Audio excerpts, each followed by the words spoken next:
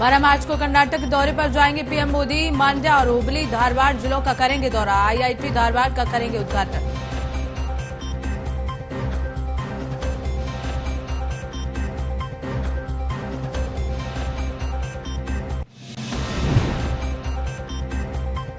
उमेश पाल हत्याकांड में पुलिस का बड़ा एक्शन। शूटर उस्मान को पुलिस ने किया ढेर। 50,000 का था इनामी आरोपी।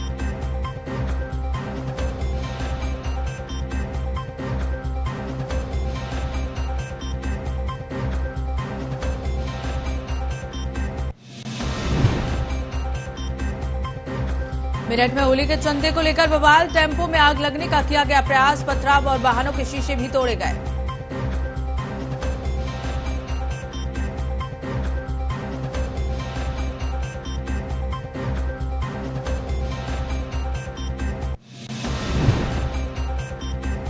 सीएम योगी का 4 दिवसीय गोरखपुर दौरा। आज बाबा गंभीरनाथ प्रेक्षागृह जाएंगे सीएम योगी। कोरोना काल में निराश्रित छात्र छात्राओं को करेंगे संबोधित।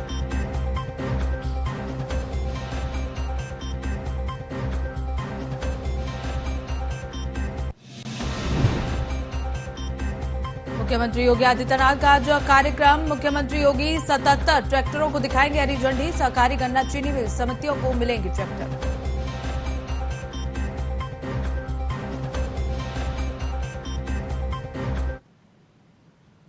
नमस्कार, बहुत बहुत स्वागत है आप सभी का न्यूज वॉच इंडिया पर। मैं हूं आपके साथ पूनम तांगा। इसी बीच प्रयागराज से बड़ी जानकारी का रुख कर लेते हैं। उमेश पाल हत्याकांड से जुड़ी बड़ी खबर। बता दें कि पुलिस मुठभेड़ में विजय उर्फ उस्मान हुआ ढेर। बता दें कि शूटर की डेड बॉडी पोस्टमार्टम के लिए भेजी गई है। बड़ी जानकारी। घटना में शामिल अब तक 2 बदमाश ढेर हो चुके हैं। प्रयागराज में दूसरा शूटर ढेर। एनकाउंटर के बाद शूटर की डेड बॉडी पोस्टमार्टम के लिए भेजी गई। उमेश पाल हत्याकांड से जुड़ी बड़ी अपडेट। पुलिस मुठभेड़ में विजय और उस्मान ढेर हो गया। बता दें कि इसी ने उमेश पाल पर सबसे पहले फायरिंग की थी। पहली गोली दागने वाला ये उस्मान था, जिसका एनकाउंटर पुलिस ने कर दिया है। उमेश पाल हत्याकांड से जुड़ा बड़ा अपडेट हम आपको बता रहे हैं। पुलिस मुठभेड़ में विजय और उस्मान मारा गया। शूटर की डेड बॉडी पोस्टमार्टम के लिए भेजी जा चुकी है। तो वहीं कुल मिलाकर घटना में अब तक 2 शूटरों का एनकाउंटर हो चुका है। ये दोनों शूटर उमेश पाल हत्याकांड में शामिल थे और पुलिस मुठभेड़ में विजय उर्फ उस्मान भी ढेर हो गया। बता दें कि सबसे पहले जो फायरिंग थी उमेश पाल पर वो इसी ने की थी और बता दें कि इसका एनकाउंटर पुलिस ने कर दिया है। इसी खबर को लेकर हमारे साथ इरफान हमारे सहयोगी जुड़ गए हैं। आइए उनसे जान लेते हैं। इरफान, लगातार दूसरा एनकाउंटर। जी बिल्कुल पूनम, बता दें आपको आज दिन बाद जो है एक और शूटर को प्रयागराज जो पुलिस की जो स्पेशल क्राइम ब्रांच की जो टीम है उसने मार गिराया है। बता दें कि विजय और उस्मान नाम का ये साथी जो है शूटर था। का इनाम भी रखा गया था। आज 11 दिन क्योंकि पुलिस लगातार सवालिया निशान उठ रहे थे कि 11 दिन बीत जाने के बाद सिर्फ और सिर्फ एक शूटर को अब तक इन्होंने ढेर किया था, जबकि अब इन्होंने विजय और उस्मान नाम के शूटर को मुठभेड़ के दौरान ढेर कर शव को पोस्टमार्टम के लिए स्वरूप अस्पताल में रख दिया गया है। खबर सामने आ रही थी कि इसी शूटर ने सबसे पहले फायरिंग उमेश पाल पर की थी और उसके बाद प्रशासन ने जो कहा था माफिया को मिट्टी में मिलाने की बात, वो कहीं ना कहीं सच साबित होती हुई नजर आ रही है। क्या कहेंगे?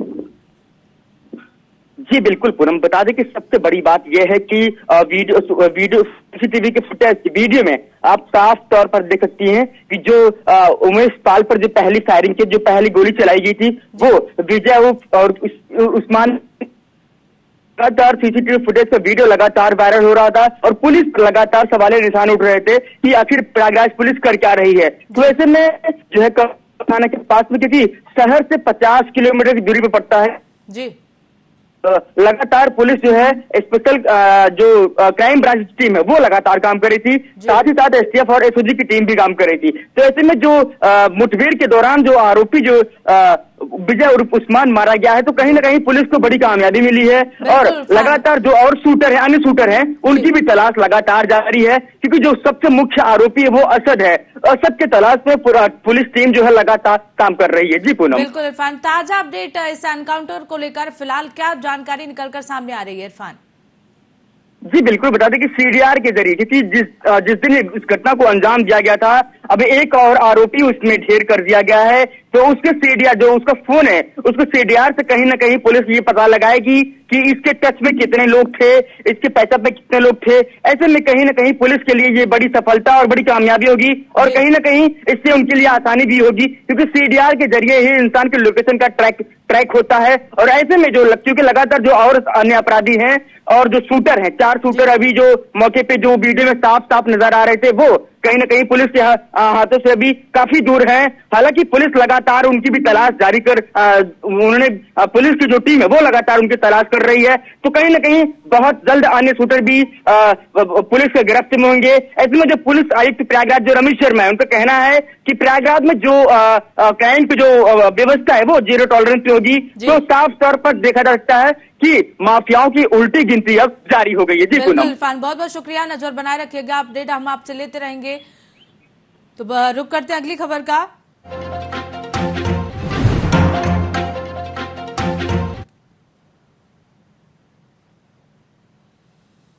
देश में लगातार महंगाई को लेकर विपक्ष सरकार पर हमलावर है, जिसके तहत बिजनौर प्रदेश कांग्रेस कमेटी के आह्वान पर कांग्रेसी नेताओं ने जिला कार्यालय से प्रदर्शन किया।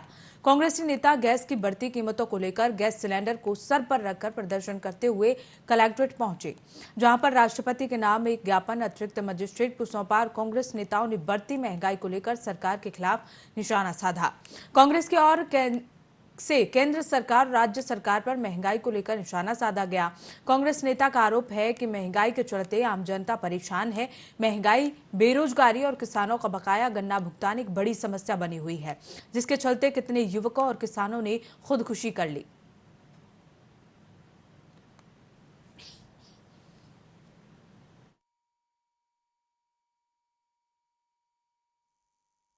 ये प्रदेश कांग्रेस कमेटी के आह्वान पर हम लोगों ने, पूरे प्रदेश के अंदर हुआ है ये, कल शुक्रवार की वजह से हम लोग नहीं कर पाए थे, आज हमने किया है।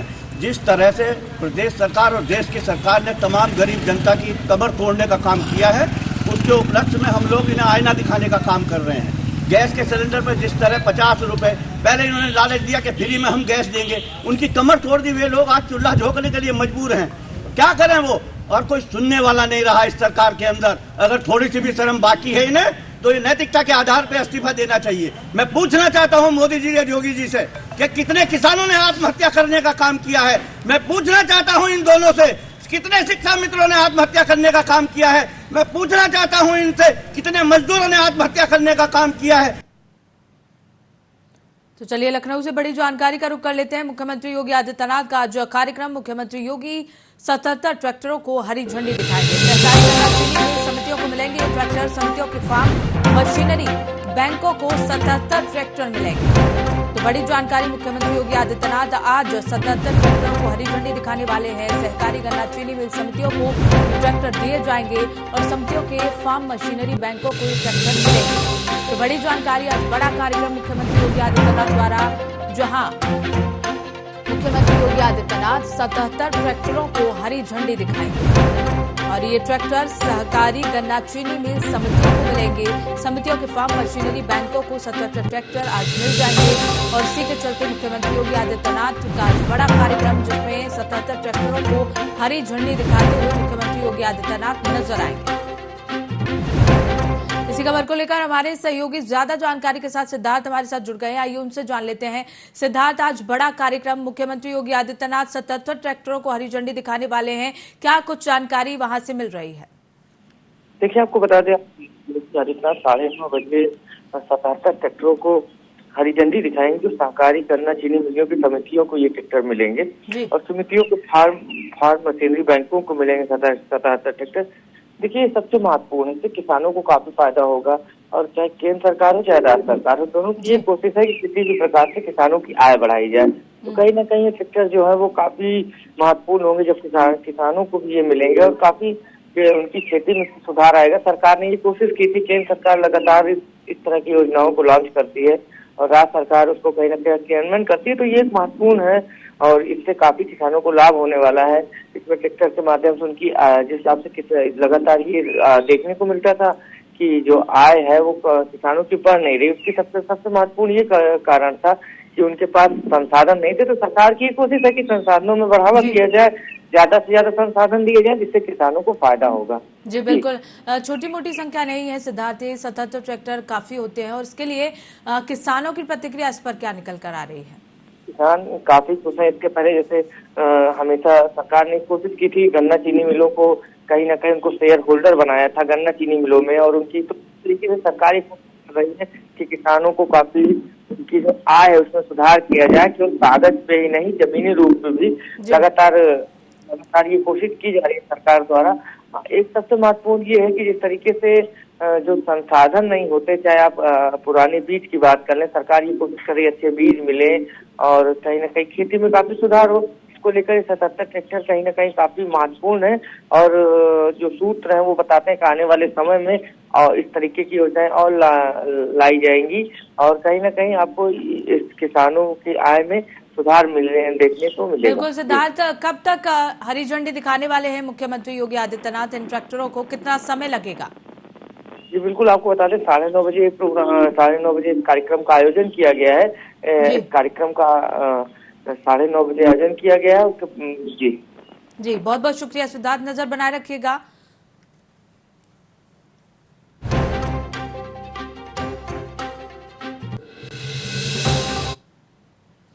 तो चलिए रुक करते हैं अगली खबर का। सपा के कद्दावर नेता दिवंगत रामस्वरूप गौर को श्रद्धांजलि देने के लिए शिवपाल सिंह यादव रूरा स्थित उनके आवास पर पहुंचे, जहां उन्होंने दिवंगत नेता रामस्वरूप को श्रद्धांजलि दी। इस दौरान उन्होंने योगी सरकार को भी कई मुद्दों पर घेरा। शिवपाल यादव ने कहा कि मौजूदा समय में यूपी में लाइन ऑर्डर की व्यवस्था नहीं दिख रही है और योगी राज में अपराधों का बोलाबाल है, हर तरफ और हर रोज अपराध हो रहे हैं। ये कहते हुए शिवपाल यादव नजर आए।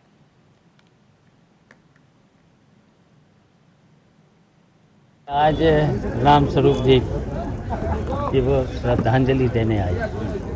वो हमारे साथ मंत्री भी रहे, विधायक भी रहे, और समाजवादी पार्टी के बहुत ही कर्मठ और वफादार नेताजी के साथ रहे हैं। तो आज हमारे बीच में नहीं हैं, तो उनको श्रद्धांजलि अर्पित करने आए। होली के चंदे को लेकर सांप्रदायिक बवाल, दूसरे समुदाय के युवकों ने चंदा ले रहे युवकों पर हमला कर दिया। दोनों पक्षों में मारपीट और पथराव शुरू हो गया। बता दें कि मारपीट पथराव, वाहनों के शीशे तोड़े गए, होलिका को भी नुकसान पहुंचाने का पूरा प्रयास किया गया। तो बड़ी जानकारी, बता दें कि दोनों पक्षों में जमकर मारपीट पथराव, वाहनों के शीशे भी तोड़े गए, होलिका को भी नुकसान पहुंचाने का पूरा प्रयास किया गया। मेरठ में होली के चंदे को लेकर सांप्रदायिक बवाल देखने को मिला। दूसरे समुदाय के युवकों ने चंदा ले रहे युवकों पर हमला किया। दोनों पक्षों में जमकर मारपीट हुई, पथराव हुआ, गाड़ियों के शीशे तोड़े गए और होलिका को भी नुकसान पहुंचाने का प्रयास किया गया।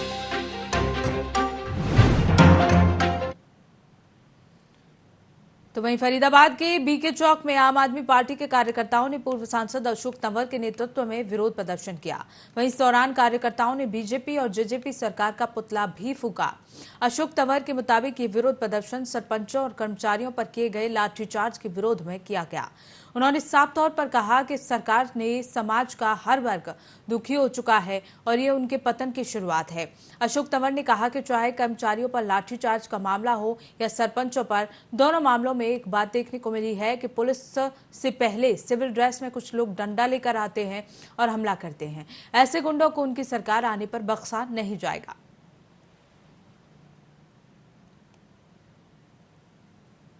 देखिए, जब आंदोलन होते हैं तो आंदोलन के समय पर जो सत्ता से बाहर राजनीतिक पार्टी हैं वो जाकर के आंदोलनकारियों का समर्थन करते हैं। सवाल ये है कि सत्ता में आने के बाद क्या वो पुरानी पेंशन को बहाल करने का निर्णय करेंगे, वो सवाल हमने उनसे किया है और उन्होंने ये कहा है कि अगर हमारी सरकार प्रदेश में आई तो हम पुरानी पेंशन को बहाल करेंगे। यही बात कांग्रेस भी कह रही है। लेकिन आज जो ये पूरे प्रदेश में कर्मचारियों का प्रदर्शन चल रहा है, सर्व कर्मचारी संघ हरियाणा के आह्वान पर, प्रोटेस्ट की तो अभी शुरुआत हुई है। आज तो पहला पुतला जलाया है। आने वाले समय में जनता जो है बीजेपी जेजेपी से लेकर के जो निकम्मा नाकारा विपक्ष है उसको भी ऐसे ही फूकेगी, सांकेतिक तौर पे भी फूकेगी और इनका सफाया भी करेगी। क्योंकि जिस तरीके से लाठी डंडे गोली के जोर पे तानाशाही के माध्यम से सरकार आंदोलनों को दबाना चाहती है, जायज मांगों को वो लागू नहीं कर रही, सुन नहीं रही, तो ऐसे में मैं समझता हूँ कि सब लोग मिलकर के वो लड़ाई लड़े। और आज हमारा ये पूरे हरियाणा के अंदर सभी विधानसभा क्षेत्रों में जो सरपंचों के ऊपर लाठीचार्ज किया, जो कर्मचारियों के ऊपर लाठीचार्ज किया। श्रावस्ती के नेशनल हाईवे पर 370 पर भीषण सड़क हादसा हो गया। बता दें कि सड़क हादसे में 2 युवकों की मौके पर दर्दनाक मौत हो गई। अज्ञात वाहन ने बाइक सवार युवकों को बुरी तरह से रौंद दिया। भयंकर सड़क हादसे में 2 युवकों की मौके पर दर्दनाक मौत। सूचना मिलने पर घटनास्थल पर पहुंची क्षेत्रीय पुलिस। उसके बाद पूरा मामला इकोना थाना क्षेत्र के मोहनीपुर के पास का बताया जा रहा है। इसी पर शुभांशु हमारे साथ जुड़ गए, हमारे सहयोगी। आइए उनसे जान लेते हैं। शुभांशु, किसकी लापरवाही की वजह से हादसा हुआ? ये मैम सबसे बड़ी लापरवाही, वहाँ पर ब्रेकर नहीं है और वहाँ पर कोई भी चौराहा बना हुआ है, लेकिन अभी तक कोई रोकथाम नहीं, वहाँ आक्रमण का फैला हुआ है। आपको बता दें कि बीती रात श्रावस्ती जिले के मोहनीपुर के पास सड़क दुर्घटना में 2 युवकों की मौत हो गई है, जो किसी मांगलिक कार्यक्रम में जा रहे थे और अज्ञात वाहन ने इन दोनों युवकों को रौंद दिया है। सूचना पर इकोना थाने के थाना प्रभारी मौके पर पहुंचकर एम्बुलेंस की मदद से इकोना सीएससी पहुंचाया गया। यहाँ पर डॉक्टरों ने दोनों युवकों को मृत घोषित कर दिया। बिल्कुल शुभांशु, इस मामले को लेकर मृतक के परिजनों का क्या कहना है? क्या उनको जानकारी मिल गई इस बारे में? जी, जानकारी रात में ही मिल गई है, लेकिन सबसे बड़ी लापरवाही वहाँ पर मोहनीपुर चौराहा एक बना हुआ, लेकिन आक्रमण वहाँ फैला हुआ है और सबसे बड़ी बात वो कि नेशनल हाईवे है वो।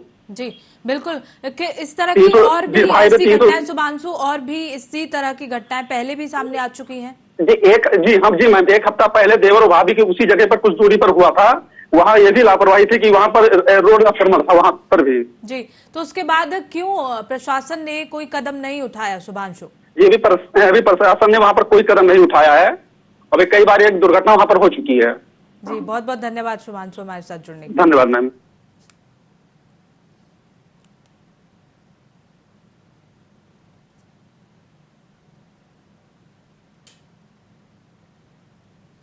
तो वहीं हरियाणा के चरखी दादरी पहुंचे कांग्रेस नेता और राज्यसभा सांसद दीपेंद्र हुड्डा ने मौजूदा बीजेपी सरकार पर जमकर निशाना साधा।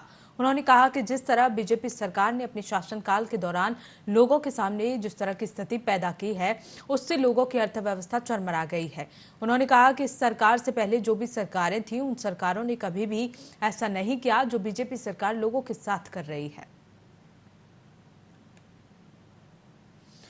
तस्वीरें हरियाणा के चरखी दादरी की हैं, जहां कांग्रेस नेता दीपेंद्र हुड्डा ने बीजेपी सरकार पर जमकर निशाना साधा। उन्होंने कहा कि बीजेपी सरकार में अर्थव्यवस्था पूरी तरह से चरमरा गई है। कांग्रेस नेता ने जमकर बीजेपी सरकार पर वार किया और कहा कि जिस तरह से ये स्थिति आज पैदा हुई है, वो सब बीजेपी सरकार की देन है। रामपुर में परंपरागत मुस्लिम महासंघ ने इस बार भी अंबेडकर पार्क में फूलों की होली खेलकर सामाजिक सद्भाव और भाईचारे का संदेश दिया। राष्ट्रीय अध्यक्ष फरहत अली खान ने कहा कि कई सालों से हम ही नहीं बल्कि सूफी संत और शायरों ने होली की परंपराओं को हमेशा जिंदा रखा है। प्रेम, सौहार्द, भाईचारा और कौमी एकता के लिए देश के किसी भी पर्व को खुशियों के साथ मनाना, ये भी एक देशभक्ति का प्रमाण है। देश की तरक्की के लिए सभी देशवासियों को होली के रंगों की तरह एक रंग हो जाने की बहुत आवश्यकता है। आज हम लोग अपने सभी देशवासियों को होली की बधाई देते हैं। इस अवसर पर मारिया खान, संजू यादव, कल्पना सक्सेना समेत बड़ी संख्या में राष्ट्रवादी लोग मौजूद रहे।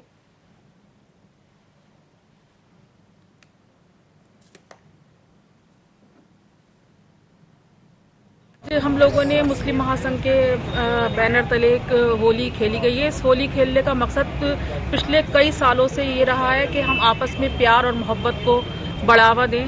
हिंदू मुसलमान के बीच की जो खाई जो है उसे पाटने की कोशिश की गई है और ये त्यौहार हम पिछले कई सालों से मना रहे हैं। मतलब वैसे तो हम लोग यहाँ पे मुस्लिम महासंघ के साथ ये त्यौहार पिछले 5-6 सालों से मना रहे हैं और इसका मेन मकसद यही है कि आपस में प्यार मोहब्बत को बढ़ाया जाए और क्योंकि ये हिंदुस्तान की खूबसूरती, इसकी अलग अलग धर्मों के लोग और हैंगे, तो इस खूबसूरती को कायम रखने के लिए हम आपस में फूलों से होली खेलते हैं और एक दूसरे को गुलाल लगाते हैं। हरियाणा के महेंद्रगढ़ में क्रिकेट टूर्नामेंट का आयोजन किया गया। इस टूर्नामेंट की शुरुआत बीजेपी के वरिष्ठ नेता और पूर्व शिक्षा मंत्री रामविलास शर्मा ने की। इस दौरान क्रिकेट टूर्नामेंट की शुरुआत करते हुए बीजेपी नेता ने कहा कि जो खेलता नहीं है वो हारता नहीं है और जो जीतता भी नहीं है, इसीलिए खेलना जरूरी है। वहीं इसके बाद उन्होंने कांग्रेस पार्टी पर तंज कसते हुए कहा कि कांग्रेस पार्टी को महंगाई से कोई लेना देना नहीं है, उनके नेता तो छुट्टी बिताने विदेश गए हुए हैं।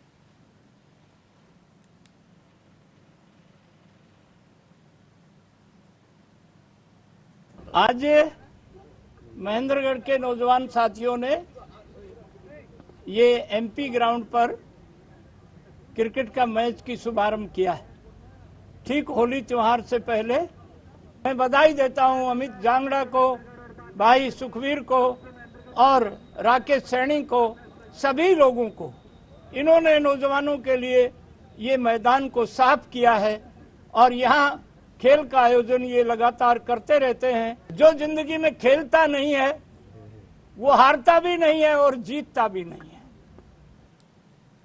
खबर देवरिया से है, जहां गौरी बाजार थाना क्षेत्र में एक प्लास्टिक के बोरे में मिले शव की पुलिस ने शिनाख्त कर ली है। बताया जा रहा है कि मृतक रुद्रपुर कोतवाली क्षेत्र के लक्ष्मीपुर का रहने वाला था, जिसका नाम नूर मोहम्मद था। खबरों की माने तो युवक मंगलवार को घर से गायब हो गया था, जिसके बाद से उसके परिजन लगातार उसकी तलाश कर रहे थे। फिलहाल इस मामले में परिजनों ने हत्या की आशंका जताते हुए आरोपियों को जल्द से जल्द ढूंढने की गुहार लगाई है।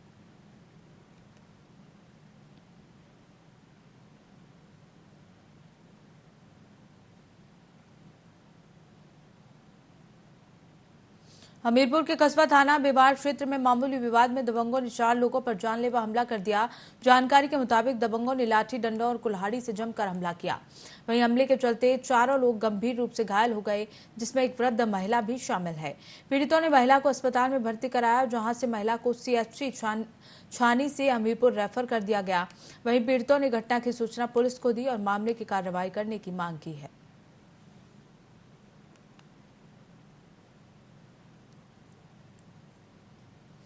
रुक करते हैं अगली खबर का। यूपी के बहराइच में दहेज के लिए एक नवविवाहिता की हत्या करने का मामला सामने आया है। वहीं मामले की जानकारी देते हुए परिजनों ने बताया कि 9 महीने पहले उनकी बहन की शादी की गई थी और उन्होंने ससुराल पक्ष को दहेज में मोटरसाइकिल दी, लेकिन इसके बावजूद भी ससुराल वालों की ओर से लगातार दहेज में कार की डिमांड की जा रही थी, जिसको लेकर आए दिन झगड़ा होता था। वहीं घटना से एक दिन पहले मृतका ने अपने मायके फोन करके बताया कि उसके साथ मारपीट की जा रही है और अगले दिन उन्हें सूचना मिली कि विवाहिता की तबीयत खराब है, जिसके बाद परिजन मौके पर पहुंचे, जहां पर जमीन पर महिला की लाश पड़ी थी, जिसके बाद उन्होंने इसकी शिकायत पुलिस को दी। वहीं पुलिस ने मामला दर्ज कर महिला के पति समेत 4 FIR दर्ज कर ली हैं।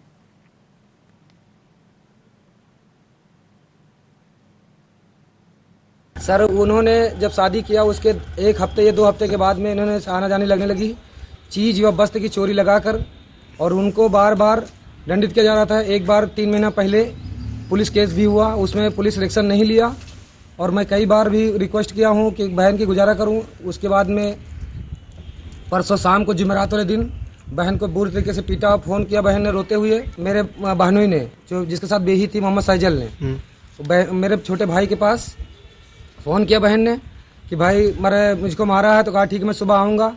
ये रात में ही उसको मार डाले। सुबह जब हुई, मैं लोग वहाँ से मुझे ये सूचना दी कि तुम्हारी बहन की तबीयत खराब है, आ जाओ। जब वहाँ गया तो मैं देखा कि उसकी बॉडी चरपाई पे पड़ी थी और वहाँ काफ़ी लोग भीड़ इकट्ठा थी, पुलिस भी तैनात थी। मैंने कॉल किया था पुलिस को, तब पुलिस वहाँ पहुंची। जब मैं पहुंचा वहाँ तो सब सारे जगह एकत्रित थे। तो वहीं बहराइच के खैरी घाट थाना क्षेत्र में घर में जोरदार धमाका हुआ, जिसके चलते घर में मौजूद 4 लोग गंभीर रूप से घायल हो गए।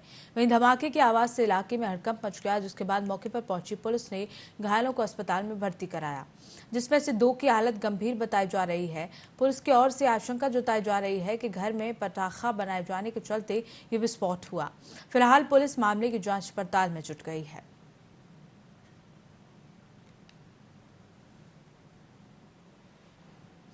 बिजनौर में इन दिनों आवारा पशुओं के झुंड किसानों की गेहूं की फसलों को खा रहे हैं। इसी के साथ ये आवारा पशु फसलों को पैरों से रौंदकर खराब कर रहे हैं। किसान पिछले कई महीनों से लगातार प्रशासन से आवारा पशुओं के झुंड से निजात दिलाने की मिन्नतें कर रहे हैं, लेकिन प्रशासन की ओर से कोई कार्रवाई नहीं हो रही, जिसकी वजह से आवारा पशुओं से तंग आकर बिजनौर के मुजफ्फरपुर खादर के रहने वाले किसान अमित ने अपनी 3 बीघा जमीन में बोए गेहूं की फसल को ट्रैक्टर चलाकर नष्ट कर दिया। किसान का कहना है कि फसलों की रखवाली के बावजूद आवारा पशुओं के झुंड इनकी फसलों को खराब कर रहे हैं।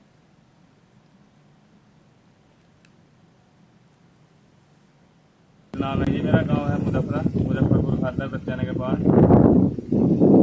क्या करा बताओ, आवारा पशु रात दिन यहाँ पैसा भी दिया, जब दिन पे इतना लागत भी लगाई, बीज भी गिरा, जब हो ही ना तो अभी पलट कर करना पड़ा पड़ रहा जी। अब गेहूं भी कहीं नहीं रहे। लखीमपुर खीरी जिले में ओवरलोड वाहनों की वजह से आए दिन हादसे हो रहे हैं, जिसकी वजह से आए दिन हादसों से कभी कई लोग घायल हो रहे हैं तो कभी यहाँ लोगों की मौतें हो रही हैं। ताजा मामला लखीमपुर से सामने आया है, जहां एक तेज रफ्तार ओवरलोड ट्रक ने एक गन्ने से भरी ट्रैक्टर ट्रॉली में टक्कर मार दी। ये टक्कर इतनी जोरदार थी कि गन्ने से भरी ट्रैक्टर ट्रॉली पलट गई। वहीं गनीमत ये रही कि गन्ना लेकर जा रहे चालक किसान बाल बाल बच गए। वहीं इस हादसे के दौरान मौके से गुजर रही एक बाइक भी उसकी जद में आ गई, जिसकी वजह से बाइक चालक भी इसकी चपेट में आ गया। हालांकि बाइक चालक पूरी तरह से सुरक्षित है। फिलहाल आनन फानन में मौके पर पहुंची पुलिस ने ट्रक और चालक को कब्जे में ले लिया है और आगे की कार्रवाई में जुट गई।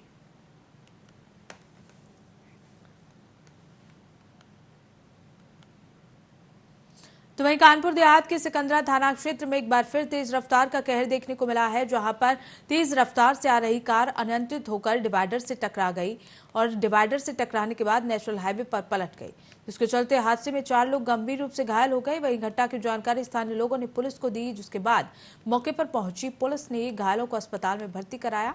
जानकारी के मुताबिक कार सवार 4 लोग औरैया से कानपुर की ओर जा रहे थे, तब यह हादसा हुआ।